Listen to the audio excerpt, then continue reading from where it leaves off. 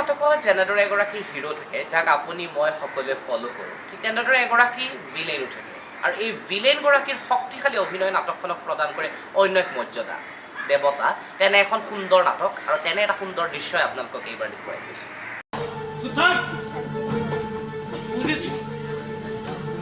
সদাৰ দৰে তোৰো আজি শিং গজিল নহয়? তহঁতৰ এই শিংবোৰ কেনেকৈ ভাগিব লাগে তাক মোক সময় খুব ভাল মামা, ইয়াৰ প্ৰচলনিত আইনা পলাব পাৰে। তুমি ভিতৰলৈ যোৱা।